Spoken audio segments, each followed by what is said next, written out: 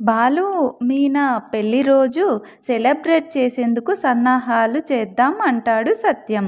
మౌనికలిద్దామనగానే మీనా వద్దంటుంది.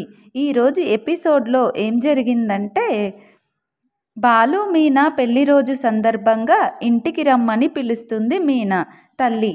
బట్టలు పెట్టాలి అని పిలిచేందుకు వచ్చాను అంటుంది. ఇదే అవకాశంగా రెచ్చిపోతుంది ప్రభావతి. అప్పటి నుంచే కదా మాకు శని పట్టుకుందని నోరు పారేసుకుంటుంది. అదే రోజు కదా వీడు నాన్న డబ్బులు మింగేసింది అని మనోజ్ని టార్గెట్ చేస్తాడు బాలు. రోహిణి రగిలిపోతుంది. సత్యం గట్టిగా వార్నింగ్ ఇవ్వడంతో నోరు మూసేస్తుంది ప్రభావతి. ఆ తర్వాత మీనా తల్లి వెళ్ళిపోతుంది.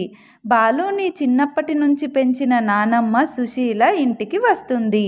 సుశీల అంటే బాలుకి ఎంతో ఇష్టం. చూడగానే ఆనందం పట్టలేక ఎత్తుకొని తిప్పేస్తాడు. రేపు బాలు మీనా పెళ్లి రోజు కదా, ఉన్నంతలో ఏ లోటు రాకుండా చేద్దాం అంటుంది సుశీల. వాళ్ళ పెళ్లి రోజు కోసం మనం ప్లాన్ చేద్దాం అంటారు రవి, శృతి. మౌనికను చూసి చాలా రోజులైందని సుశీల అంటుంది.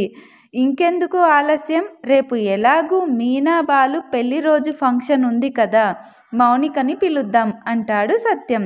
వెంటనే జరిగిందంతా మీనా గుర్తు చేసుకుంటుంది. అమ్మో, ఇప్పుడున్న పరిస్థితుల్లో మౌనిక ఇక్కడకు వచ్చిందంటే సంజయ్ ప్రవర్తన సరిగ్గా ఉండదు. పైగా ఏం జరిగింది అనేది అందరికీ తెలిసిపోతుందని భయపడుతుంది. అందుకే మౌనిక కాపురం సెట్ అయ్యే వరకు తను ఇక్కడికి రాకుండా ఆపడమే మంచిదని భావిస్తుంది మీనా. ఈ ఫంక్షన్లు అవి ఎందుకు మామయ్య, మన వరకే ఇంట్లో సెలబ్రేట్ చేసుకుందాం అంటుంది. ఆ మాట వినగానే అంతా అవాక్కవుతారు. మాటలనే యుద్ధంతో సిద్ధంగా ఉండే ప్రభావతి, నా కూతురు నా ఇంటికి రావడం నీకు ఇష్టం లేదా అని నిలదీస్తుంది. బాలు కూడా మీనాను సందేహంగా చూస్తాడు. అదేంటి మీనా, మౌనికంటే నీకు చాలా ఇష్టం కదా, ఎందుకు వద్దంటున్నావు అని శృతి అంటుంది. ప్రభావతి, రోహిణి మాత్రం ఎప్పటిలాగా సెటైర్స్ వేస్తారు.